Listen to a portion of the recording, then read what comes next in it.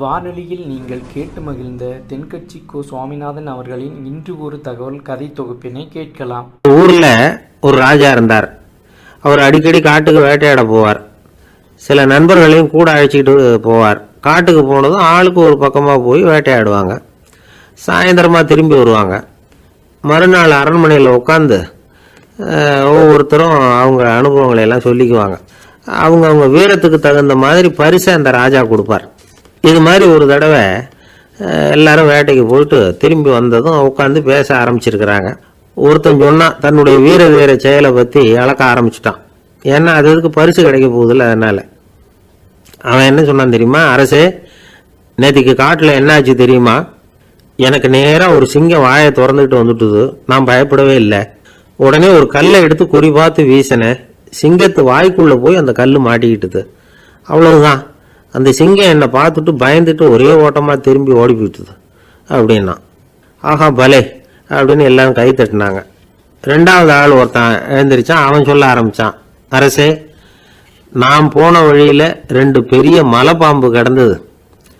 என்னை முழுங்கிறதுக்கு வந்தது. நான் என்ன பண்ணேன் தெரியுமா? அந்த 2 பாம்போட வாலையும் ஒன்றா சேர்த்து முடிச்சு போட்டுட்டேன். அவ்வளவுதான். அது அங்கே இழுக்க இது இங்கே இழுக்க முடிச்சு நல்லா இறுகி போட்டுது அப்படின்றான். ஆஹா அற்புதம்னு சொல்லி எல்லாரும் கை தட்டினாங்களாம். அடுத்தபடியாக 3வது ஆள் ஒருத்தன் வந்தான். அவன் சொல்ல ஆரம்பித்தான், மன்னா, நான் போன பாதையில் குறுக்க ஒரு ஆறு. அதில் இறங்கி குளித்தேன். யாரோ காலை பிடிச்சி இழுக்கிறது மாதிரி இருந்தது. திரும்பி பார்த்தா ஒரு பெரிய முதலை. நான் உடனே அப்படியே ஒரு துள்ளல் துள்ளி அது முழுகில் போய் உக்காந்துக்கிட்டேன். அதை அப்படியே கரைக்கு நீந்த வச்சேன். கரைக்கு வந்து சேர்ந்ததும் அப்படியே ஒரே துள்ளி குதித்து கரைக்கு வந்துட்டேன் அப்படின்றான். அவன் தன்னுடைய வீரத்தை அப்படி சொல்லியிருக்கான். அடடா, எப்பேற்பட்ட வீரம் அப்படின்னு எல்லாரும் கை தட்டினாங்களாம். 4வது ஆள் எழுந்திரிச்சான். மன்னா, நான் போன இடத்துல ஒரு கரடி வந்து என்னை துரத்த ஆரம்பிச்சுட்டுது. நான் ஒரு மலை உச்சிக்கு வந்துட்டேன். அதுக்கப்புறம் ஒரு அடி எடுத்து வச்சாலும் அதில் பாதாளத்தில் விழ வேண்டியது தான். அந்த நேரம் பார்த்து ஒரு பெரிய ராட்சச கழுகு அந்த பக்கமாக பறந்து வந்தது. நான் உடனே அப்படியே உயர எழும்பி அந்த கழுகோட காலை பிடிச்சிக்கிட்டேன். அப்படியே தொங்கிக்கிட்டே வந்தேன். ஒரு நல்ல இடம் வந்ததும் தொப்புன்னு கீழே குதிச்சு நடந்து வந்துட்டேன். இதுக்கும் எல்லாரும் கை தட்டுறாங்க. கடைசியாக ஒரு ஆள் எழுந்திரிச்சான். அரசே, நான் வந்து போன வழியில் ஒரு பெரிய யானை குறுக்க வந்தது. பயங்கரமாக சத்தம் போட்டுக்கிட்டே வந்தது. நான் பயந்து ஓடலை. உடனே என்ன பண்ணேன் தெரியுமா? அந்த யானையோட வாலை பிடிச்சி தூக்கினேன். தலைக்கு மேலே தூக்கி கரன்னு சுற்றினேன். வேகமாக சுற்றி வீசி எறிஞ்சேன். அவ்வளவுதான். அதே ஸ்பீடில் அந்த யானை மேலே போக ஆரம்பிச்சுட்டுது. இன்னும் கூட அது போய்கிட்டே தான் இருக்குது, கீழே விழவே இல்லைன்னா. இதை கேட்டதும் ராஜாவுக்கு கோபம் வந்துட்டுது. என்ன முட்டாள்னு நினச்சிக்கிட்டு பேசுறியா? யானையை வந்து நீ வாழை பிடிச்சி தூக்குன, அதை நான் நம்பணுமா அப்படின்னார். உடனே இவன் பணிவாக பதில் சொன்னான், அரசே, ஒரு சிங்கத்து வாயில் கல் மாட்டிக்கிட்டதை நம்புறீங்க, மலைப்பாம்பு வாழை பிடிச்சி முடிச்சு போட்டதை நம்புறீங்க, முதல்ல முதுகில் சவாரி பண்ணதையும் நம்புறீங்க, கழுகு காலை பிடிச்சிக்கிட்டு பறக்கிறதையும் நம்புறீங்க. அப்படி நம்புறப்ப நான் சொன்னதை மட்டும் நம்பக்கூடாதா அப்படின்னு கேட்டானான். பொய் சொன்னவங்கெல்லாம் தலையை தொங்க போட்டுக்கிட்டாங்களாம். ராஜா அவங்கள பார்த்து சொன்னாராம், நீங்கள் எல்லாரும் என்னை முட்டாளாக்கி இருக்கிறீங்க. கடைசியாக பேசின இவன் தான் எனக்கு உண்மை எது பொய் எதுங்கிறத புரிய வச்சிருக்கிறான். இவன் தான் உண்மையான தைரியசாலி அப்படின்னு சொல்லி அவனுக்கே பரிசையெல்லாம் கொடுத்து பாராட்டினாராம். இப்படி ஒரு கதை. உண்மையை நிலைநாட்டுகிறவன் தான் உண்மையான வீரன் அப்படிங்கிறத இதிலிருந்து நாம் புரிஞ்சுக்கணும். இந்த காலத்துல எல்லாம் பொய் சொன்னாதான் பிழைக்க முடியுங்கிறது ஒரு சில பேரோட நம்பிக்கை. ஒரு அப்பாவுக்கு தன் மகனுக்கு பொய் சொல்ல தெரியலையேங்கிற கவலை. பொய் சொன்னாதான் இந்த உலகத்தில் பிழைக்கலாம், ஆனால் இவனுக்கு அது தெரியலையே, அதனால் இவனை அழைச்சிட்டு போய் நடுக்கடலில் விட்டுட்டு வந்துடுவோம் அப்படின்னு அழைச்சிட்டு புறப்பட்டான். கடற்கரைக்கு போனான். மகனுக்கு சந்தேகம், எங்கேப்பா என்னை அழைச்சிட்டு போகிறேன்னு கேட்டிருக்கான். கடலில் மீன் பிடிக்க கற்றுக் கொடுக்க போகிறேன் உனக்கு அப்படின்னானா. நான் ஏற்கனவே மீன் பிடிச்சிட்டேனேன்னானா இவன் மகன். எங்கே அதுன்னு கேட்டிருக்கான். அப்பங்காரன். சுட்டு சாப்பிட்டுட்டேன் இருக்கான் புள்ள. அப்பங்காரன் பார்த்தான், சரி நம்ம புள்ள பொழைச்சிக்கோ அப்படின்னு சொல்லி திருப்பி அழைச்சிட்டு வந்துட்டான். ஒரு ரயில் போய்கிட்டு இருக்கு. அதில் ஒரு பெரியவர் பிரயாணம் பண்ணிகிட்டு இருக்கிறார். எதிரில் ஒரு பெரிய அதிகாரி, ஐஏஎஸ் ஆஃபீஸர் உட்காந்துருக்கிறார். 2 பேருக்கும் முன்ன பின்ன அறிமுகம் இல்லை. அவர் வேற யாரோ, இவர் வேற யாரோ. ஒரே ரயிலில் பிரயாணம் பண்ணிகிட்டு இருக்கிறாங்க. அதுவும் எதிர்த்த இருக்கையில் ஏதோ ஒரு நகரத்தில் வண்டி நின்றுது. 2 பேரும் கீழே இறங்கினாங்க. பெரியவர் ஒரு ட்ரங்க் பெட்டியோட கீழே இறங்கினார். அந்த அதிகாரி கையில் ஒரு சின்ன பெட்டி. அவர் அந்த சின்ன பெட்டியை கீழே வச்சுட்டு கூலி கூலின்னு கத்திக்கிட்டு இருந்தார். இந்த பெரியவர் பார்த்தார். ஐயா, இந்த பெட்டி மட்டும்தானா, இல்லை இன்னும் ஏதாவது இருக்குதா அப்படின்னு விசாரித்தார். இப்போ அதிகாரி சொன்னார், இல்லைங்க இது மட்டும்தான் அப்படின்னு சொன்னார். இதுக்கு என்னத்துக்காக கூலி ஆள், நானே எடுத்துக்கிட்டு வரேனே வாங்க அப்படின்னு சொல்லி அந்த பெட்டியை இந்த பெரியவர் கையில் எடுத்துக்கிட்டார். எடுத்ததும் 2 பேரும் பேசிக்கிட்டே நடந்து வராங்க. இப்போ பெரியவர் சொன்னார், இப்போ உள்ள நாகரிகம் எப்படி இருக்குன்னா, சுமை கால் பணம் சுமக்கூலி முக்கால் பணம் அப்படிங்கிற மாதிரி இருக்குது. பணத்தை வீணாக்கிறதோட இது கௌரவம்னு வேற நினைக்கிறாங்க அப்படின்னார். அவர் சொல்கிறது சரிதான். 10 ரூபாய் மதிப்புள்ள ஒரு சுமையை 30 ரூபா கொடுத்து தூக்கிட்டு போவோம். நாமே அதை தூக்கினா நமக்கு கௌரவ குறைச்சல் அப்படின்னு நினைப்போம். இதுதான் நம்ம நிலைமை. ஆனால் அந்த பெரியவர் என்ன சொன்னார் தெரியுமா? நீங்கள் எங்கே போகணுமோ அது வரைக்கும் நானே இதை எடுத்துகிட்டு வரேன் அப்படின்னார். அந்த அதிகாரி பக்கத்தில் உள்ள ஒரு ஹோட்டல் வரைக்கும் போனார். பெரியவரும் அங்கே கொண்டுட்டு போய் பெட்டியை வச்சார். உடனே அந்த பெரிய அதிகாரி அவருக்கு பணம் கொடுக்கறதுக்காக பர்ஸை எடுத்தார். உடனே இவர், ஐயா எனக்கு கூலி எதுவும் வேணாம், உங்களுக்கு சேவை செய்கிறது என்னுடைய கடமை. நான் இந்த சேவையை செய்தது பணத்துக்காக இல்லை, அன்புக்காக அப்படின்னு சொல்லிவிட்டார். அதுக்கப்புறம் அவர் நன்றினார். 2 பேரும் பிரிஞ்சுட்டாங்க. இது முடிஞ்சது. அன்னைக்கு சாயந்தரம் அங்கே ஒரு பெரிய கூட்டம் நடக்குது. இந்த அதிகாரியும் அந்த கூட்டத்துக்கு போகிறார். மக்கள் கூட்டம் ரொம்ப அதிகம். அதனால் இந்த அதிகாரியும் ஒரு ஓரமாக உட்காந்துக்கிட்டார். அப்புறம் கொஞ்ச நேரத்தில் இந்த முக்கிய விருந்தினர் பேசுகிறதுக்காக வரார் மேடைக்கு. மேடையில் இருந்த பெரியவங்கள்லாம் எழுந்திரிச்சு நின்று அவருக்கு மாலை போட்டு மரியாதை செய்கிறாங்க. எங்கேயோ ஒரு மூலையில் உட்காந்துருந்தார் அதிகாரி. அவர் இதை கவனித்தார். அவருக்கு ரொம்ப ஆச்சரியம், அதிர்ச்சி. ஏன்னா அங்கே பேச வந்த முக்கிய விருந்தினர் வேற யாரும் இல்லை, இன்னைக்கு காலையில் இவர் பெட்டியை தூக்கிட்டு வந்தார் பெரியவர், அவர் தான். சரி, அந்த பெரியவர் யார் தெரியுமா? அவர் தான் ஈஸ்வர சந்திர வித்யாசாகர். கூட்டம் முடிஞ்சது. அதிகாரி அவரை தேடி ஓடினார். அவர் கைகளை பிடிச்சிக்கிட்டார். ஐயா என்னை மன்னிச்சுருங்க அப்படின்னாரு. அப்புறம் சொன்னார், அகங்காரங்கிற கெட்ட புத்தி தான் உண்மையை கண்கள்ல இருந்து மறைக்குது. அகங்காரம் தான் மனுஷனை அழிக்குது. நீங்கள் ரொம்ப பெரிய மனிதர், இருந்தாலும் மனிதத்தன்மையோடு நடந்துக்கிறீங்க. இந்த அன்பு, தயவு, பொறுமை இதெல்லாம் இல்லைன்னா மனிதனாக இருக்கிறதுல என்ன பிரயோஜனம் அப்படின்னு சொல்லிவிட்டு அந்த அதிகாரி போனாராம். மனிதத்தன்மைன்னா என்ன அப்படிங்கிற கேள்விக்கு இந்த பெரியவர் ஒரு உதாரணம். இப்பெல்லாம் அப்படியா இருக்கிறாங்க? ஒரு பெரியவர் ஒரு பெட்டியை தூக்கிட்டு வந்துக்கிட்டு இருக்கிறார். ஒரு இளைஞன் ஓடி வந்தான். கொடுங்க சார், நான் தூக்கிட்டு வரேன்னா. கொடுத்தார். வாங்கி தலையில் வச்சுக்கிட்டான். அப்புறம் சொன்னான், அடுத்தவங்க சிரமப்படக்கூடாதுங்கிறது என்னுடைய கொள்கை அப்படின்னா. அது நல்லது தான்னார் அவர். கடைசியில் பெட்டியை கொடுத்தான். வாங்கிக்கிட்டு பர்ஸை திறந்தார் பணம் கொடுக்கறதுக்காக. வேணாங்க அப்படின்னு விட்டான் அந்த இளைஞன்.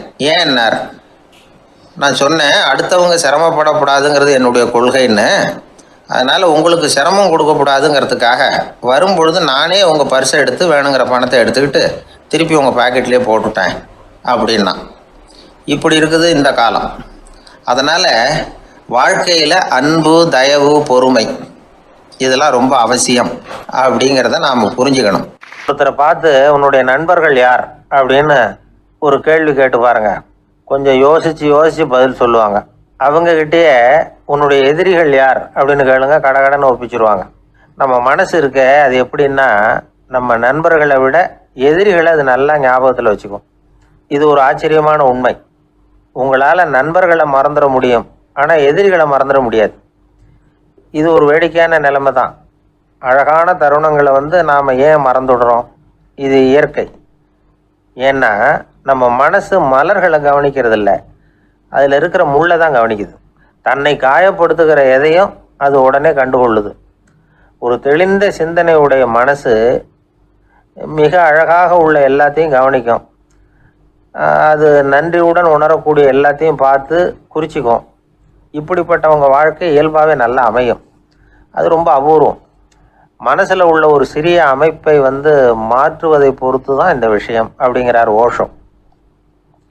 ஒரு யூத கோவில் இருந்துதான். அது யூதர்களின் மடமாகவும் இருந்தது. அங்கே ஒரு தலைமை குரு, அவர் ரொம்ப கண்டிப்பானவர். அந்த கோவிலை ஒட்டி ஒரு தோட்டம். ஒரு நாள் காலையில் அந்த தோட்டத்தில் 2 இளம் யூதர்கள் நடந்து போய்கிட்டு இருக்கிறாங்க. காலையில் 1 மணி நேரம், மாலையில் 1 மணி நேரம் அவங்க அந்த தோட்டத்தில் நடக்கிறதுக்கு அனுமதி உண்டு. மற்ற நேரங்களில் அவங்க மத புத்தகங்களை படிக்கணும், பிற விதிமுறைகளை கடைபிடிக்கணும். அந்த 2 பேருமே தொடர்ந்து புகைப்பிடிக்கிற பழக்கம் உள்ளவங்க. ஆனால் கோவில் மடத்தில் இருக்கிறப்போ அவங்க புகைப்பிடிக்க முடியாது, அது கடுமையான குற்றம். சரி, நாம் தோட்டத்தில் இருக்கிறப்போவாவது புகைப்பிடிக்கலாமா அப்படின்னு ஒரு ஆசை அவங்க 2 பேருக்குமே. இருந்தாலும் பயம். இப்படி கேட்டால் மதகுரு என்ன சொல்லுவாரோ அல்லது என்ன செய்வாரோங்கிற பயம்.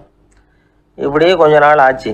ஒரு நாள் அந்த 2 பேரில் ஒருத்தன் ரொம்ப கலங்கி போய் அந்த கோவிலில் இருந்து வெளியில் வந்துக்கிட்டு இருந்தான். வந்தவன் நேராக தோட்டத்து பக்கம் போனான். அங்கே இன்னொருத்தன் ஆனந்தமாக புகை பிடிச்சிக்கிட்டு இருக்கிறான். அதை பார்த்து தான் இவனுக்கு அதிர்ச்சி. அட கடவுளே, என்ன இது, நீ கேட்காமலே ஆரம்பிச்சிட்டியா அப்படின்னா. இல்லை நான் கேட்டுவிட்டு தான் ஆரம்பிச்சிருக்கேன்னா அவன். அப்படியா, என்ன மனுஷன் இவர், நானும் தான் கேட்டேன், என்னை கண்ணாமுன்னான்னு திட்டிவிட்டார். இது என்ன கோவிலா இல்லை நரகமா? உனக்கு புகை பிடிக்கணும்னு ஆசையாக இருந்தால் நரகத்துக்கு போகணும்னு சொல்லிவிட்டார். அது சரி, உன்னை மட்டும் எப்படி அனுமதிச்சார் அப்படின்னு கேட்டான் இவன். அவன் சிரிச்சுக்கிட்டே, நீ எப்படி கேட்ட சொல்லு அப்படின்னா. நாம் இந்த தோட்டத்துக்கு வர அனுமதிக்கப்பட்டிருக்கிறதே ஜபத்துக்காகத்தானே, அதனால் நான் ஜபம் சொல்லும் பொழுது புகை பிடிக்கலாமா அப்படின்னு கேட்டேன். அதுக்கு தான் அவர் சத்தம் போட்டு என்னை அடிக்கவே வந்துட்டார் அப்படின்னா இவன்.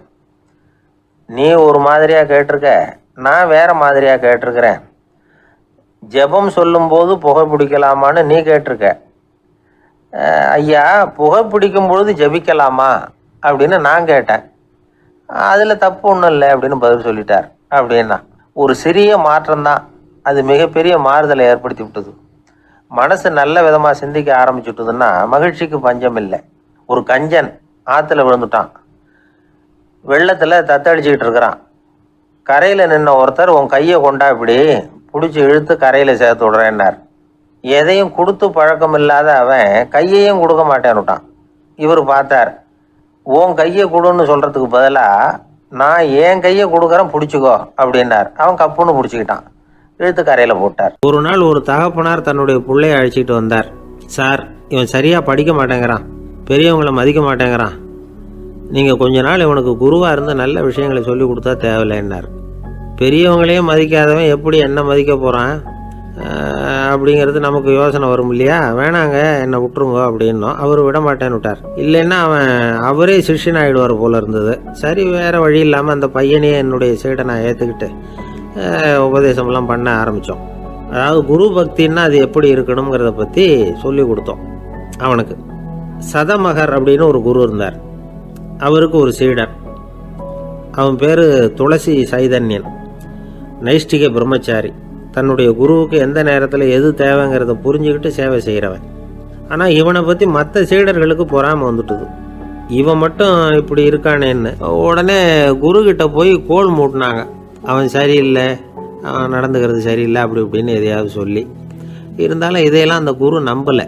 அவருக்கு தெரியும் யார் யார் எப்படின்னு. துளசி சைதன்யன் பெருமையை மற்ற சீடர்களுக்கு உணர்த்தணும் அப்படின்னு நினைச்சார். அதுக்கு ஒரு வழி பண்ணார். ஒரு நாள் சீடர்களை எல்லாம் கூப்பிட்டுக்கிட்டு ஒரு காட்டு வழியாக போய்கிட்டு இருந்தார். அங்கே ஒரு பெரிய மலை அருவி கொட்டிக்கிட்டு இருந்தது. குரு சீடர்கள் பக்கம் திரும்பினார். இந்த மலையின் மேலே இருந்து அந்த படுபாதாளத்தில் குதிக்கிறதுக்கு உங்களில் யார் தயார் அப்படின்னு கேட்டார். ஒரு சீடனும் வாயை திறக்கலை, ஒதுங்கி நின்றுக்கிட்டாங்க. பின்னாடி மூட்டை முடிச்சோடு வந்துக்கிட்டு இருந்தான் துளசி சைதன்யன். அவனை பார்த்தார். தப்பாருப்பா, நீ மேலே இருந்து அந்த அருவியில் குதி அப்படின்னார். அப்படியே செய்கிறேன் சுவாமின்னா ஓடி போய் பொத்துன்னு குதிச்சுட்டான். அடுத்த கணமே குருநாதர் தன்னுடைய யோக சக்தியால் பறந்து போய் அவன் கீழே விழுந்துடாமல் தாங்கி பிடிச்சி கொண்டுகிட்டு வந்துட்டார். மற்ற சீடர்களுக்கெல்லாம் ஒரு மாதிரி ஆயிட்டுது. அடுத்தபடியாக என்ன பண்ணலாம்னு யோசித்தாங்க இவனை மாட்டி விடுறதுக்கு. ஒரு நாள் வெத்தலை அடிக்கிற ஒரு சின்ன உரலையும் உலக்கையையும் எடுத்து ஒளிய வச்சுட்டாங்க. சதமகர் சன்னியாசி இல்லை, அவர் வெத்தலை போடுவார். பல்லு சரியில்லை, அதனால் இடித்து தான் வெத்தலையை போடணும். திடீர்னு வெத்தலை பாக்கு கேட்டார். வழக்கமாக உரலில் இடித்து தர்றது தான் துளசியின் பழக்கம். உரலை தேடினா கிடைக்கல, என்ன பண்ணுறது? குரு கேட்டுவிட்டாரே, குரு சேவை தானே முக்கியம். இவன் என்ன பண்ணா, வெத்தலை பாக தன்னுடைய வாயில் போட்டு முன்னு அதை எடுத்து அவர்கிட்ட கொடுத்துட்டான். குரு எதையோ படிச்சுக்கிட்டே அதை வாங்கி வாயில் போட்டுக்கிட்டார். துளசி இன்னைக்கு தாம்பூலம் வந்து நல்லா இடிக்கப்பட்டிருக்கு, ருசியாக வேற இருக்குது, அதை இடித்த பாத்திரத்தை என் கண்ணால் பார்க்கணும்னு ஆசையாக இருக்குன்னுட்டார். அதை மட்டும் அனுப்பி போய் நீ வர வேண்டான்னு வேற சொல்லிவிட்டார். இதை கேட்டதும் துளசி தவிச்சு போயிட்டான். இவன் போகாமல் எப்படி வாயை மட்டும் அனுப்பி வைக்க முடியும்? இவன் தவிக்கிறத பார்த்ததும் மற்ற சீடர்களுக்கெல்லாம் மனசுக்குள்ளே ரொம்ப சந்தோஷம். துளசி கொஞ்சமும் யோசிக்கலை, வாழை எடுத்தான், தன்னுடைய தலையவே அப்படியே அறுத்து வெட்டி எடுத்தான், இன்னொரு சீடங்கிட்ட கொடுத்துட்டான், எடுத்துகிட்டு போன்னு சொல்லி கொண்டுட்டு போய் குரு முன்னாடி வைக்கிறாங்க. அந்த தலையில் வாய் திறந்துருக்கு, வெத்தலை போட்டு முன்னு இருந்தது, தெரிஞ்சு போச்சு, சிவப்பாக இருந்தது. அவனுடைய குரு பக்தியை இப்போ எல்லாரும் ஒத்துக்கிட்டாங்க. அதுக்கப்புறம் குரு சதமகர் தன்னுடைய அற்புத திறமையினால் அந்த தலையை மறுபடியும் ஒட்ட வச்சுட்டார். துளசிக்கு உயிர் வந்துட்டுது. இப்படி ஒரு பெரிய கதை உண்டு. அதாவது துளசி சைதன்யன் அவனுடைய குரு பக்தி எப்படி அப்படின்னு கேட்டோம். ரொம்ப அபாரம் அப்படின்னு அந்த பையன் அடக்கமாக சும்மா விளையாட்டுக்காக தான் அப்படி அவங்ககிட்ட கேட்டோம். ஏன்பா உன்னுடைய குரு பக்தியை என்கிட்ட காட்டுறதுக்கு உன்னோட கழுத்தை நீயே அறுக்கணும்னு நான் சொன்னா அதை நீ செய்வியா அப்படின்னு கேட்டோம். என்னுடைய கழுத்தை வந்து நானே அறுக்க வேண்டிய அவசியம் இல்லை சார் அப்படின்னா அவன். ஏண்டான்னு, அதே காரியத்தை தான் இனிமேல் நீங்கள் தினமும் செய்ய போகிறீங்களே சார் அப்படிங்கிறான். ஒரு ஊரில் ஒரு ஆள் இருந்தான். அவன் ஒரு நாள் கோயிலுக்கு போனான். கடவுள்கிட்ட வேண்டிக்கிட்டான், எனக்கு ஒரு 1 லட்சம் ரூபா நீ கொடுத்தா நான் உன் சன்னதியில் ஒரு தேங்காய் உடைக்கிறேன் அப்படின்னு வேண்டிக்கிட்டான். கடவுள் பார்த்தார். உடனே அவன் கண் முன்னாடி தோன்றினார். இந்தா நீ கேட்ட 1 லட்சம் ரூபாய் அப்படின்னு சொல்லி அவன் கையில் பணத்தை கொடுத்துட்டு மறைஞ்சிட்டார். இவனால் நம்பவே முடியல. இவ்வளவு சுலபமாக கிடைக்கும்னு தெரிஞ்சிருந்தா அனாவசியமாக ஒரு தேங்காய் உடைக்கிறேன்னு வேண்டியிருக்க வேண்டியது இல்லையே அப்படின்னு நினைச்சான். இருந்தாலும் வேண்டுதலை நிறைவேற்ற வேண்டியது கடமை. அதுக்காக என்ன பண்ணா, பக்கத்தில் ஒரு கடைக்கு போனான். ஒரு தேங்காயை கையில் எடுத்தான். இது என்ன விலைன்னு கேட்டான். 5 ரூபான்னார் கடையில் இருந்தவர். அதிகமாக இருக்குதே விலைன்னா. அப்படின்னா ஒன்று செய்யுங்க, அடுத்த ஊருக்கு போங்க, அங்கே தென்னந்தோப்பு அதிகம், அதனால அங்கே இதை விட குறைஞ்ச விலைக்கு கிடைக்கும் அப்படின்னார். சரின்னு அடுத்த ஊருக்கு கிளம்புனான். அங்கே போய் விசாரித்தான். ஒரு தேங்காய் 3 ரூபாய் விலைன்னாங்க. இதுவும் அதிகமாக தெரியுதேன்னா. அப்படின்னா ஒன்று செய்ய, அதுவும் அந்த ஆற்று ஓரமாக ஒரு தென்னை மரம் இருக்கு பார், அதில் நீயே ஏறி பறிச்சுக்கோ, ஒரு தேங்காய்க்கு 1 ரூபா கொடுத்தா போதும் அப்படின்னார் அந்த தோப்புக்கு சொந்தக்காரர். இவனுக்கு மரம் ஏற தெரியாது, இருந்தாலும் ஆசை யார விட்டுது, விலை சல்லிசா இருக்குதே. ஆற்று ஓரம் போனால் தட்டு தடுமாறி அந்த மரத்தில் ஏறினா அந்த தென்னை மரம் வளைஞ்சி ஆற்று பக்கம் போய் அப்புறம் நிமிர்ந்து இருந்தது. அதாவது மரத்தின் உச்சி சரியா ஆற்றுக்கு நடுவில் இருந்தது. ஆற்றுல வெள்ளம் கரை புரண்டு ஓடிக்கிட்டு இருக்கு. இவன் கடவுள் கொடுத்த 1 லட்சம் ரூபாயை மடியில் வச்சு இறுக்கி கட்டிக்கிட்டான். உச்சிக்கு போய் காய் பறிக்கிற சமயத்தில் காற்று மழையும் பலமாக கலந்து அடிக்க ஆரம்பிச்சுட்டுது. கால் வழுக்கி விட்டுட்டுது. இவன் சடார்னு ஒரு தென்னை மட்டையை பிடிச்சிக்கிட்டு தொங்க ஆரம்பிச்சிட்டான். கீழே பயங்கரமான வெள்ளம், மடியில் 1 லட்சம் ரூபா பணம், என்ன செய்யறதுன்னு தவிக்கிறான். இந்த சமயம் கரையில் ஒரு யானை பாகன் யானையை குளிப்பாட்டிக்கிட்டு இருக்கிறான். அது அவன் கண்ணில் பட்டுது. ஐயா ஒரு உதவின்னு கத்துனான். அவன் என்ன செய்யணும்னு கேட்டான். உன் யானையை மெதுவாக இங்கே அழைச்சிட்டு வா, எனக்கு நேராக கீழே நிறுத்து, என் காலை பிடிச்சி மெதுவாக கீழே இறக்கி விட்டுரு, என் மடியில் இருக்கிற பணத்தில் உனக்கு 10,000 ரூபா தரேன் அப்படின்னா. அவன் பார்த்தான். காலை கையை பிடிச்சா கூட எவனும் இந்த காலத்தில் 10 ரூபாய்க்கு மேலே தரமாட்டேங்கிறான், இவன் காலை பிடிச்சா 10,000 தர்றேங்கிறான் அப்படின்னு யோசனை பண்ணான். உடனே யானையை கொண்டுட்டு போனான். அவனுக்கு நேராக கீழே நிறுத்தினான். அவன் காலை பிடிச்சான். அவ்வளவுதான். அந்த நேரம் பார்த்து யானை மெதுவாக நடந்து அப்பால போட்டுது. இப்போ யானை பாகன் அவன் காலை கெட்டியா பிடிச்சிட்டு தூங்குறான். பரிதாபமா மேலே பார்க்கறான். அவன் மட்டையை பிடிச்சிட்டு தூங்குறான். இப்போ யானை பாகன் சொல்றான், தம்பி மட்டையை விட்டுறாத, கெட்டியா பிடிச்சிக்கோ, நான் உனக்கு 10,000 ரூபா தரேன், இதோ மடியில் தான் வச்சிருக்கேன்னா. மேலே தொங்குறவனுக்கு இந்த நிலைமையிலேயும் ஒரு சந்தோஷம், மேற்கொண்டு ஒரு 10,000 ரூபா நமக்கு கிடைக்கும் போல இருக்கே அப்படின்னு. இந்த சமயத்தில் ஒருத்தன் ஒட்டகத்தை ஓட்டிட்டு வந்தான் அந்த பக்கமாக குளிப்பாட்டுறதுக்கு. யானை பாகம் பார்த்துட்டான். ஐயா ஒட்டகக்காரரே, அதை இங்கே கொண்டுட்டு வா, எங்கள் காலை பிடிச்சி பத்திரமா இறக்கி விடு, நாங்கள் பணம் கொடுக்குறோம்னா. அவனும் பணத்துக்கு ஆசைப்பட்டு வந்தான். அவன் காலை பிடிக்கிற சமயம் ஒட்டகமும் நழுவி போட்டுது. இப்போ 3 பேருமே வரிசையாக தொங்குறாங்க. ஒட்டகக்காரன் கத்துறான், தம்பி மட்டையை விட்டுறாத, கெட்டியா பிடிச்சிக்கோ, நான் என் மடியில் இருக்கிற 5,000 உனக்கு தந்துடுறேன்னா. மேலே தொங்குறவனுக்கு இன்னமும் சந்தோஷம், இவனும் பணம் தர்றேங்கிறான். அப்படின்னா இன்னைக்கு நமக்கு மொத்த பண வரவு எவ்வளவு அப்படின்னு ஒவ்வொன்றா கூட்டி பார்க்க ஆரம்பிச்சான். மனக்கணக்கு சரியா வரல. அதனால அப்படியே விரல விட்டு எண்ண ஆரம்பிச்சான். அவ்வளவுதான். மட்டையை விட்டுட்டு கை நழுவி வந்துட்டுது. 3 பேரும் பொத்துன்னு ஆத்துல விழுந்தாங்க. படாத பாடுபட்டு தட்டு தடுமாறி கரைக்கு வந்து சேர்ந்தாங்க. 3 பேர் மடியில் இருந்த பணமும் ஆத்தோட போட்டுது. பேராசை பெருநஷ்டம் அப்படின்னு ஒரு பழமொழி இருக்குல்ல, அதை விளக்கறதுக்காக சொல்லப்பட்ட கதை இது. பந்திக்கு முந்தர ஆசாமிகள் நம்மள பல பேர் உண்டு. அப்படி முந்தறதுக்கு கூட முயற்சி பண்ணுறவங்க நிறைய பேர் இருக்கிறாங்க. இதில் என்ன ஒரு விஷயம்னா, பந்திக்கு முந்துறது கூட தப்பு இல்லை. ஆனால் அப்படி ஒரு விருந்தில் ஆளாக போய் உட்காந்து சாப்பிட்டா கூட வெளியில் வர்றப்ப என்ன பெரிய விருந்து வச்சுட்டான், சாம்பாரில் உப்பு இல்லை, ரசத்தில் காரம் இல்லை அப்படின்னு குறை சொல்லிகிட்டே வர்றது இருக்கு பாருங்கள். அது சரியில்லை, நாகரிகமும் இல்லை. கல்யாண பத்திரிகையில் என்ன போட்டிருக்குது, என் பொண்ணுக்கும் இன்னார் பையனுக்கும் கல்யாணம், எல்லாரும் குடும்பத்தோடு வந்திருந்து மணமக்கள் வந்து ஆசீர்வதிக்கணும், இப்படி தானே போட்டிருக்கோம். குடும்பத்தோடு வந்து விருந்து சாப்பிட்டு சாப்பாடு எப்படி இருக்குன்னு அபிப்பிராயம் சொல்லிவிட்டு போங்க அப்படின்னா போட்டிருக்கு கல்யாண பத்திரிகையில். ஒருத்தர் வீட்டு விசேஷத்துக்கு போயிருக்கோம்னா எவ்வளவோ அசௌகரியங்கள் நமக்கு ஏற்படலாம்.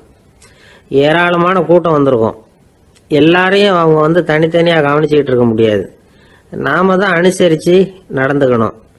நாமளாக போய் வாழ்த்த வேண்டியவங்களை வாழ்த்தி விட்டு வந்து சேரணும். அதை விட்டுட்டு பத்திரிக்கை கொடுத்தானேன்னு போனேன், கவனிப்பே சரியில்லை அப்படின்னு புலம்பிக்கிட்டு இருக்கக்கூடாது. ஒரு விருந்துக்கு போனால் அங்கே எப்படி நடந்துக்கணும் அப்படிங்கிறத பற்றி கூட அனுபவசாலிகள் சில விவரங்கள்லாம் சொல்லியிருக்கிறாங்க. இந்த காலத்தில் கல்யாணம், பிறந்த நாள், அது இதுன்னு நிறைய விருந்துகள் நடக்குது. அதெல்லாம் எதுக்காக? மனித உறவுகளை வளர்த்துக்கிறதுக்காக தான், வேற எதுக்கு? ஒரு விருந்துக்கு போனால் அமைதியாக பொறுமையாக போய் உட்காரணும். அடித்து பிடிச்சிக்கிட்டு இடத்த பிடிக்க போகிறேன் அப்படின்னு நிற்கக்கூடாது. முதல் பந்தி நடந்துக்கிட்டு இருந்தால் அது முடிஞ்சு இலை எடுத்து சுத்தம் பண்ணதுக்கு அப்புறம் போய் உட்கார்றது தான் நாகரீகம். இலை எடுக்கிறதுக்கு முன்னாடியே அங்கே போய் உட்காந்தா நல்லா இருக்காது. நீங்கள் சாப்பிட்டுட்டு உட்காந்துருக்கீங்களா, சாப்பிட்றதுக்கு உட்காந்துருக்கீங்களா, பார்க்குறவங்களுக்கு சந்தேகம் வந்துடும். அதே மாதிரி இலையில எல்லா ஐட்டமும் பரிமாறினதுக்கு அப்புறம் சாப்பிட ஆரம்பிக்கணும். ஒவ்வொரு ஐட்டமாக வைக்க வைக்க நாம் பாட்டுக்கு எடுத்து உள்ளே தள்ளிகிட்டே இருந்தோம்னா எதை வச்சோம் எதை வைக்கலன்னு பரிமாறினவரே குழம்பி போயிடுவார். ஏன்னா எப்போ பார்த்தாலும் இலை காலியாகவே இருக்கும். சாப்பிட்றப்போ உங்கள் சாப்பாட்டையே நீங்கள் கவனிக்கணும். அடுத்தவங்க இலையில என்ன இருக்குது, பக்கத்தில் இருக்கிறவர் எதை அதிகமாக சாப்பிட்றார், இதெல்லாம் நமக்கு என்னத்துக்கு? எல்லாரும் சாப்பிட்டு முடிக்கிற வரைக்கும் பொறுமையாக இருக்கிறது தான் நல்லது. நீங்கள் மட்டும் திடீர்னு பாதியில் எழுந்திரிச்சு பக்கத்தில் இருக்கிறவங்களுக்கு சங்கடமாக இருக்குமேங்கிறதெல்லாம் யோசிக்காமல் நீங்கள் பாட்டு எழுந்திரிச்சு போகக்கூடாது. பக்கத்தில் உள்ளவங்க உங்களை எழுந்திரிக்க சொன்னால் எழுந்திரிச்சு போகலாம். விருந்துகளில் சாப்பாட்டை வீணாக்கிறதே ஒரு நாகரிகமாக போட்டுது இந்த காலத்தில். சாப்பாட்டுக்கே கஷ்டப்பட்டுக்கிட்டு பல பேர் இந்த உலகத்தில் இருக்கிறப்போ சாப்பாட்டை வீணாக்கிறது எவ்வளோ பெரிய மோசங்கிறத நினச்சி பார்க்கணும். வேணுங்கிற அளவுக்கு கேட்டு வாங்கி சாப்பிட்றது தான் முறை. விருந்தில் இந்த பஃபே அப்படின்னு சொல்லி ஒரு முறை சொல்கிறாங்கல்ல, அதாவது உணவு வகைகளையெல்லாம் பொதுவாக ஒரு இடத்துல வச்சுடுறது, நமக்கு தேவையானதை நாமே எடுத்துட்டு ஒரு தட்டில் போட்டுக்கிட்டு சாப்பிட வேண்டியது. இதில் கூட சில பேர் தேவைக்கு அதிகமாக எடுத்து போட்டுக்கிட்டு வீணாக்குறாங்க. சில சமயம் வந்து கடைசியாக சாப்பிட போகிறவங்களுக்கு எல்லா ஐட்டமும் கிடைக்காம போகலாம். அதை போய் பெருசு பண்ணிகிட்டு இருக்கக்கூடாது. என்ன சார் இந்த அளவுக்கு கூடவா நாகரிகம் தெரியாமல் இருக்கிறோம், இதை போய் பெருசாக சொல்ல வந்துட்டீங்களே அப்படின்னு நினைக்கலாம். ஒருத்தர் 2 பேருக்கு இந்த விவரம் தேவைப்படலாம். அவங்க காதலையும் இது விழட்டுமேங்கிறதுக்காக தான் இது. ஒரு பெரிய கல்யாண விருந்து நடந்துக்கிட்டு இருந்தது. விருந்து மண்டபத்து வாசலில் ஒருத்தர் நின்றுக்கிட்டு வர்றவங்களையெல்லாம் ரொம்ப மரியாதையாக வணங்கி உள்ளே அனுப்பி வச்சுக்கிட்டு இருந்தார். எப்படி தெரியுமா? வர்றவங்க கையெல்லாம் பிடிச்சி முத்தம் கொடுத்து அதுக்கப்புறம் உள்ளே அனுப்பி வச்சுக்கிட்டு இருந்தாராம். கூட்டம்லாம் முடிஞ்சதுக்கப்புறம் அவர்கிட்ட போய் கேட்டிருக்கிறாங்க, சார் நானும் எவ்வளவோ விருந்துகளுக்கு போயிருக்கிறேன், இருந்தாலும் இவ்வளவு மரியாதையாக வர்றவங்க கைக்கெல்லாம் முத்தம் கொடுத்து வரவேற்கிறத இங்கே தான் பார்க்குறேன் அப்படின்னு சொன்னாங்க. அதுக்கு அவர் சொன்னார், அட போங்க சார், நான் முத்தம் கொடுக்கல, முந்தின பந்திக்கு வந்து சாப்பிட்டவங்களே அடுத்த பந்திக்கும் வர்றாங்களான்னு மோந்து பார்த்து அனுப்பி வச்சுக்கிட்டு இருந்தேன் அப்படின்னார். ஒரு அம்மா தெருவில் உட்காந்து என்னத்தையோ தேடிட்டு இருக்கிறாங்க. அந்த அம்மா ஒரு சுஃபி ஞானி. அவங்க பேர் என்னன்னா ரபியா அல் லடாவியா. அந்த அம்மாவுக்கு கண் கூட தெளிவாக தெரியாது. அந்த பக்கமாக வந்த சில பேர் இவங்களுக்கு உதவி செய்கிறதுக்காக வந்தாங்க. என்ன தேடிட்டு இருக்கிறீங்க அப்படின்னு கேட்டாங்க. இதுக்கு அந்த அம்மா, அந்த கேள்வி அவ்வளோ முக்கியத்துவம் இல்லை, நான் தேடிக்கிட்டு இருக்கிறேன், உங்களால் முடிஞ்சால் எனக்கு உதவி பண்ணலாம் அப்படின்னாங்களாம். உதவி செய்ய வந்தவங்களுக்கு ஆச்சரியம். எதை தேடுறோங்கிறது தெரியாமல் இப்படி ஏன் நேரத்தை செலவழிக்கிறீங்க, நாங்கள் எப்படி உங்களுக்கு உதவ முடியும், எங்களுக்கு ஒன்றும் புரியலையே அப்படின்ட்டுருக்காங்க. சரி, உங்களை திருப்தி பண்ணுறதுக்காக சொல்கிறேன். ஒரு குண்டூசி தொலைஞ்சி போச்சு, அதை தேடுறேன் அப்படின்னாங்களாம் அந்த அம்மா. அதுக்கப்புறம் இவங்களும் சேர்ந்து தேட ஆரம்பிச்சிட்டாங்க. கொஞ்ச நேரம் ஆச்சு, ஒன்றும் கிடைக்கல. உதவி செய்ய வந்தவங்களும் அழுத்து போட்டாங்க. அப்புறம் கேட்டாங்க, இதை பாருங்கம்மா, இது ரொம்பவும் பெரிய தெரு, அகலமான தெரு. அதனால் குறிப்பாக நீங்கள் எந்த இடத்துல அந்த குண்டூசியை தொலைச்சிங்க அதை சொல்ல முடியுமான்னாங்களாம். இதுக்கு அந்த அம்மா, நீங்கள் மறுபடியும் அர்த்தமில்லாத கேள்வியை கேட்குறீங்க, உங்கள் கேள்விக்கும் நான் தேடுறதுக்கும் என்ன சம்மந்தம்னாங்களாம். இதை கேட்டதும் அவங்க ஒரு மாதிரி ஆயிட்டாங்க.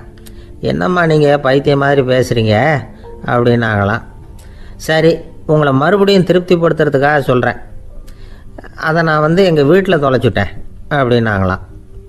அப்புறம் எதுக்காக இங்கே தேடிட்டு இருக்கிறீங்க அப்படின்னு கேட்டிருக்காங்க.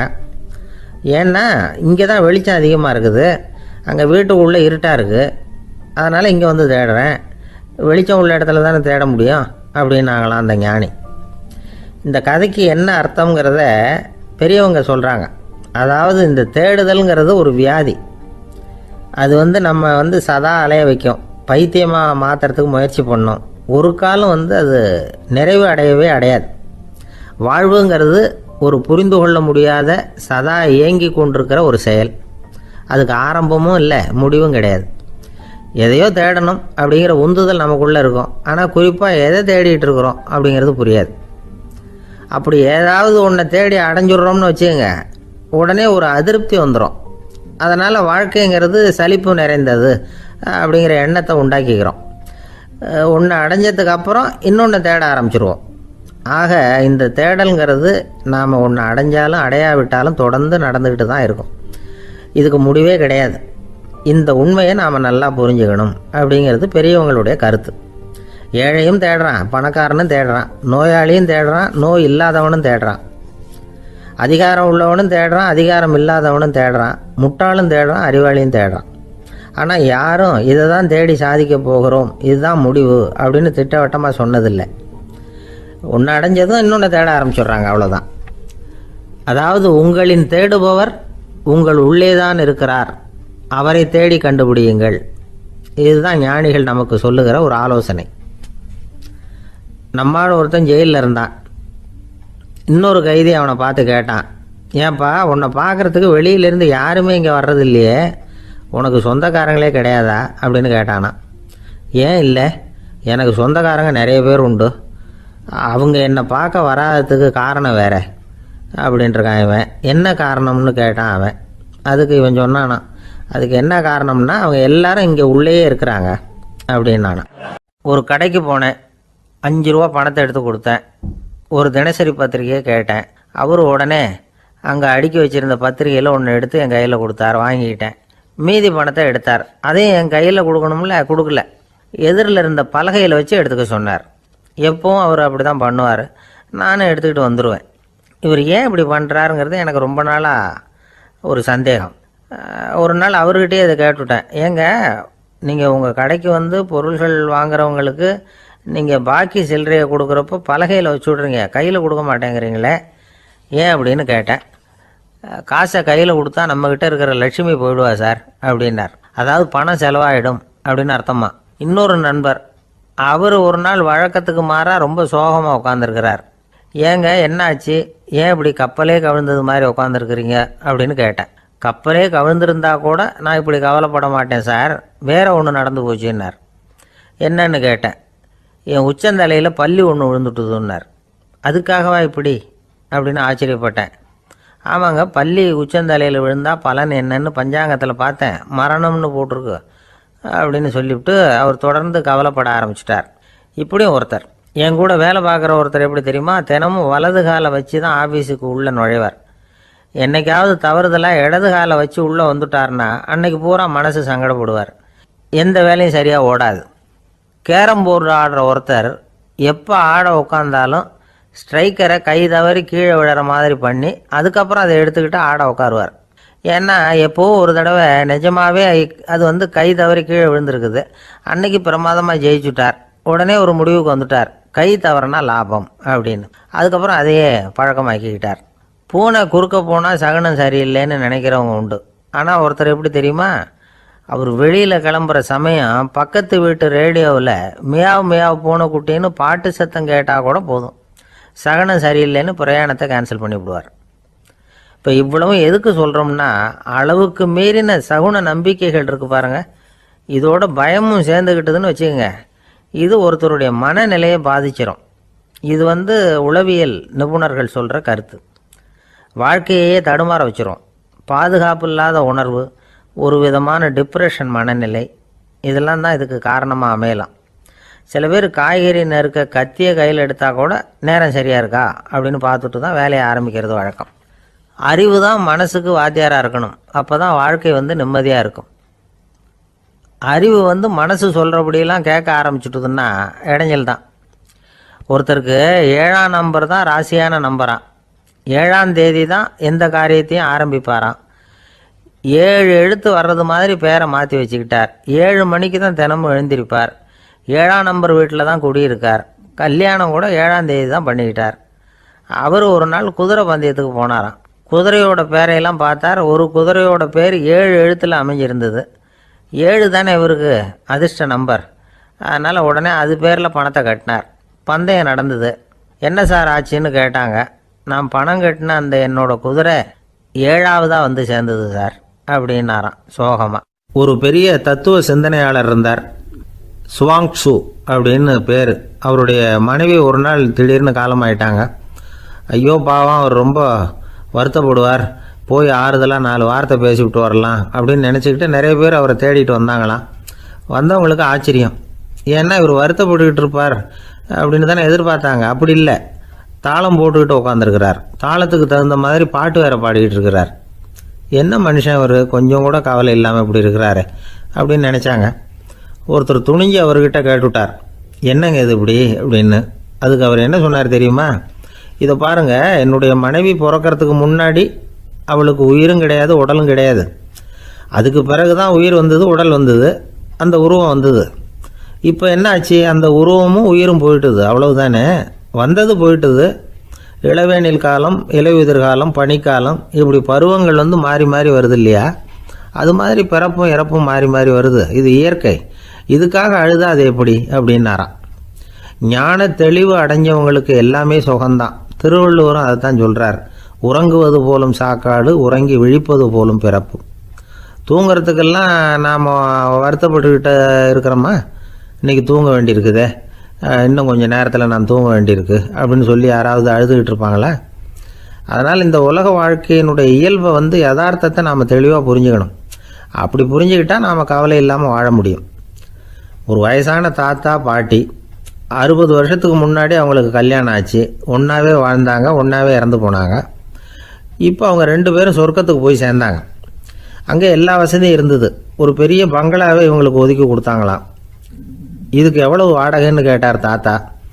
வாடகையெல்லாம் கிடையாது, இலவசம் அப்படின்னார் அங்கே இருந்தவர். அந்த வீட்டுக்கு பின்னாடி ஒரு பெரிய புல்வெளி இருந்தது. இதில் விளையாட ஏதாவது கட்டணம் உண்டான்னு கேட்டிருக்கார் தாத்தா. அதெல்லாம் ஒன்றும் கிடையாது, பணம்லாம் கட்ட வேண்டியதில்லை அப்படின்னார் அவர். பக்கத்தில் ஹோட்டல் மாதிரி ஒரு பெரிய கட்டடம், உள்ள சாப்பாட்டு மேஜைகள், அது மேலே விதவிதமான பலகாரங்கள். சாப்பாட்டுக்கெல்லாம் எவ்வளவு அப்படின்னு விசாரித்தாராம் தாத்தா. அதுதான் சொன்னேனே, இங்கே எல்லாமே இலவசம்தான், எது வேணும்னாலும் சாப்பிட்லாம், எவ்வளவு வேணும்னாலும் சாப்பிட்லாம் அப்படின்னாரா. நீங்கள் சொல்கிறீங்க அப்படி, ஆனால் நான் சர்க்கரை சேர்த்துக்கக்கூடாது, உப்பு சேர்த்துக்கக்கூடாது, பாட்டி கையால் எப்பவும் பத்திய சாப்பாடு தான் அப்படின்னாராம் தாத்தா. இதை பாருங்கள், இங்கே உங்களுக்கு அந்த கவலையும் வேண்டியதில்லை. இங்கே நீங்கள் ஸ்வீட்டு சாப்பிட்லாம், காரம் சாப்பிட்லாம், உங்களுக்கு எந்த நோயும் வராது அப்படின்னாராம் அங்கே சொர்க்கத்தில் இருந்தவர். இதை கேட்ட உடனே அந்த தாத்தா பக்கத்தில் நின்ன பாட்டியை பார்த்து கத்தினாராம், அடி பாவி, எல்லாத்தையும் கெடுத்துட்டியே, நீ எனக்கு பத்திய சாப்பாடு போடாமல் கண்டதை திங்க விட்டுருந்தா 10 வருஷத்துக்கு முன்னாடியே நான் இங்கே சேர்ந்துருப்பேனே அப்படின்னாராம். ஒரு ரயில் வேகமாக போயிட்டுருக்கு. அது ஒரு ரயில்வே ஸ்டேஷனில் கொஞ்சம் நேரம் நின்றுது. அப்போ அதில் ஒரு ஆள் ஏறினார். தலையில் ஒரு மூட்டையை வச்சுருந்தார். மூட்டையை தலையில் சுமந்துக்கிட்டே உள்ளே வந்தார். மூட்டையை தலையில் சுமந்துக்கிட்டே ஒரு இடத்துல உட்காந்தார். ரயில் மறுபடியும் புறப்பட்டது. இவர் தன் தலையில் இருந்த மூட்டையை கீழே இறக்கி வைக்கணும்ல, வைக்கல. சுமந்துக்கிட்டே வரார். எதிரில் உட்காந்துருந்தவர் கேட்டார், ஏங்க ஏன் இப்படியே உட்காந்துருக்குறீங்க, தலையில் மூட்டையை வச்சுக்கிட்டு, மூட்டையை கீழே இறக்கி வைக்கலாமே அப்படின்னார். வேணாங்க, பாவம், தலையில் இருக்கிற மூட்டையை இறக்கி ரயிலில் வச்சா ரயிலுக்கு பாரம் அதிகமாக இருக்கும் அப்படின்னார் அவர். இப்படி ஒரு ஆளை பார்த்தா நமக்கு சிரிப்பு தான் வரும். ஏன்னா ரயிலுங்கிறது அந்த மூட்டையையும் சேர்த்து சுமந்துக்கிட்டு தான் போகுது. அவன் அந்த மூட்டையை தலையில் வச்சுருந்தாலும் ஒன்று தான், தரையில் வச்சுருந்தாலும் ஒன்று தான். அதனால் ரயிலுக்கு எந்த மாற்றமும் ஏற்பட போகிறதில்ல. அதே மாதிரி தான் நம்ம மனமும். இதுவும் ஒரு தேவையில்லாத சுமை, அனாவசியமாக சுமந்துக்கிட்டு இருக்கிறோம். இதை கீழே இறக்கி வச்சுட்டா வாழ்க்கை பிரயாணம் சுகமாக இருக்கும். ரயில் பிரயாணம் பண்ணுற அந்த ஆள் மூட்டையை சுமக்கிறான், வாழ்க்கை பிரயாணம் பண்ணுற நாம மனசை சுமக்கிறோம். இது ரெண்டுக்கும் எந்த வித்தியாசமும் இல்லை. மனசை கீழே இறக்கி வச்சுட்டா பாரம் இல்லாமல் வாழலாம், பறவைகள் மாதிரி பறக்கலாம், குழந்தைகள் மாதிரி கள்ளங்கபடம் இல்லாமல் வாழலாம். இந்த வெளி உலகத்தில் நாம் நிலை பெற்று இருக்கணும், வேரூன்றி இருக்கணும். அதே சமயம் நம்முடைய உள்வெளியில் ஆன்மீக வாழ்க்கையில் பாரம் இல்லாமல் இருக்கணும். அப்போ பறக்கணும், நதியை போல் ஓடணும், மிதக்கணும். பயணம் சுகமாக இருக்கும், களைப்பு தெரியாது, கவலை தெரியாது. ஒரு சீடன் போதி தர்மரை நாடி வந்தான். குருவே, நீங்கள் என்ன வெறுமையாக இருக்க சொன்னீங்க, நான் இப்போ மறுபடியும் வெறுமையானவன் ஆகிட்டேன், அதனால் இப்போ என்ன செய்ய சொல்கிறீங்க என்ன அப்படின்னு சொல்லி நின்னான். உடனே அந்த குரு பக்கத்தில் இருந்த ஒரு குச்சியை எடுத்து அவன் தலையில் அடித்து, போய் அந்த வெற்றுத்தன்மையையும் வீசி எறிந்து விட்டு வா அப்படின்னார். நான் இப்போ காலியாக இருக்கிறேன்னு ஒருத்தன் சொல்கிறான்னு வச்சுக்கோங்க, அது உண்மை இல்லை. ஏன்னா இன்னமும் அதில் நான்கிற எண்ணம் இருக்குது. எந்த சிந்தனையும் இல்லாமல் இருக்கிறது கடினம்தான். ஆனாலும் மனிதன் அதில் உள்ள நுட்பத்தை புரிஞ்சுக்கிட்டான்னா இவ்வளவு தூரம் தூக்கி சுமந்துக்கிட்டு வந்த அந்த மனதின் முட்டாள்தனத்தை அவனே பார்த்துட்டு சிரிப்பான். இதுதான் பெரியவங்க சொல்லியிருக்கிற ஆலோசனை. நம்மால் ஒருத்தன் தலையில் ஒரு பெரிய மூங்கில் கூடையோடு ரயிலில் உட்காந்தான். கூடை தலையில் இருந்தது, கீழே இறக்கி வைக்கல. எதிரில் இருந்தவர் கேட்டார், ஏங்க எதுக்காக அதை அனாவசியமாக சுமந்துக்கிட்டே இருக்கீங்க, கீழே இறக்கி வைங்களேன்னார். இல்லைங்க, நான் வீட்டை விட்டு புறப்படும் பொழுதே என் பையன் சொல்லிவிட்டான், கூடையை தலையை விட்டு இறக்கக்கூடாதுன்னு அப்படின்னார். அவன் சின்ன பையன், விவரம் இல்லாமல் சொல்லியிருப்பான். இப்போ என்ன நேரில் வந்தால் பார்த்துக்கிட்டு இருக்கிறான், நீங்கள் இறக்கி வைங்கன்னார் அவர். அவன் நேரில் பார்த்துக்கிட்டு இல்லை, இருந்தாலும் நான் இந்த கூடையை கீழே இறக்கி வச்சா அது அவனுக்கு தெரிஞ்சிடும் அப்படின்னாரு இவர். அது எப்படின்னார் அவர். அவன் தனக்கு டிக்கெட் வாங்க வேணாம்னு சொல்லி இப்போ இந்த கூடைக்குள்ளே தான் உட்காந்துருக்கிறான் அப்படின்னார். ஒருத்தர் சிகரெட்டும் கையுமா வந்தார். சார், இந்த புகைப்பிடிக்கிற பழக்கத்தை நிறுத்தி போடணும்னு தான் பார்க்குற, முடியலன்னார். புகைப்பிடிக்கிறத நிறுத்துறது ரொம்ப சுலபம் சார் அப்படின்னார் இன்னொருத்தர். எப்படி சொல்கிறீங்கன்னு கேட்டார் அவர். நான் கூட ஏற்கனவே 10 தடவை அந்த பழக்கத்தை நிறுத்தி இருக்கிறேன் சார் அப்படின்னார் இவர். இதுலேருந்து என்ன தெரியுது? புகைப்பழக்கத்தை திடீர்னு விட்டு விடுறதுங்கிறது ரொம்ப கஷ்டம்னு தெரியுது. இருந்தாலும் இது சம்பந்தமான ஆராய்ச்சி, அனுபவம், இது ரெண்டையும் அடிப்படையாக வச்சு சில வழிமுறைகளை சொல்கிறாங்க. அதாவது புகைப்பிடிக்கிறத நிறுத்துறதுக்கு 10 வழிகள் உண்டு அப்படின்னு சொல்கிறாங்க. அது என்னங்கிறத தெரிஞ்சுக்கிட்டா உபயோகப்படுதான்னு பார்க்கலாமே. முதல் கருத்து என்னன்னா, கொஞ்ச நாளைக்கு புகைப்பிடிக்கிற நண்பர்களை விட்டு விலகி இருக்கணும். இதனால் புகைப்பிடிக்கிற ஆசை குறையும், அந்த பழக்கத்தை மறுபடியும் ஆரம்பிக்கப்படாதுங்கிற எண்ணம் உறுதிப்படும். ரெண்டாவது கருத்து, புகைப்பிடிக்கிறதை எதிர்த்து தீவிரமாக பிரச்சாரம் செய்ய ஆரம்பிச்சிடணும். அது அடுத்தவங்களுக்கும் உபயோகப்படும், உங்களுக்கும் உபயோகப்படும். உங்கள் உள்ளுணர்வை அது தூண்டும், உங்களை உறுதி கொள்ள வைக்கும். மூன்றாவது கருத்து என்னென்னா, தினமும் 2 தடவை குளிக்கணும். எப்படி தெரியுமா? முதல்ல வெது வெதுப்பான தண்ணீர், அப்புறம் குளிர்ந்த தண்ணீர், இப்படி மாறி மாறி குளிக்கணுமா. நாலாவது கருத்து, உடற்பயிற்சிகள் செய்யணும். மூச்சு வாங்குற மாதிரியான பயிற்சிகள் ரொம்ப நல்லதான். பிராணாயாமம் அப்படிங்கிற மூச்சு பயிற்சி ரொம்ப நல்லதுங்கிறாங்க. அப்புறம் 5வது கருத்து, சாப்பாடு மிதமாக இருக்கணும், சீராக இருக்கணும். பச்சை காய்கறிகள், பழங்கள் சாப்பாட்டில் சேர்த்துக்கலாம். அடிக்கடி கொஞ்சம் கொஞ்சமாக சாப்பிட்டு ரத்தத்தில் சர்க்கரையின் அளவை பராமரிக்கணும். இது நரம்புகளை அமைதிப்படுத்தும். 6வது கருத்து என்னென்னா, ரொம்ப நேரம் பசியோடு இருக்கக்கூடாது.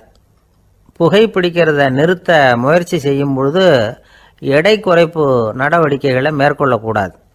7வது கருத்து, காப்பி, தேநீர், மதுபானம், அப்புறம் போதைப் பொருள்கள் கலந்த உணவுகள் இதெல்லாம் வேணாம். புகைப்பிடிக்கிறத அதெல்லாம் ஊக்கப்படுத்தும். கடுகு, மிளகு, அப்புறம் காரமான பொருள்களை தவிர்க்கணும். உப்பு அளவை குறைக்கணும். தினமும் 10 குவளை தண்ணீராவது குடிக்கணும். வெறும் தண்ணி புகைப்பிடிக்கிற ஆவலை தணிக்குதான்.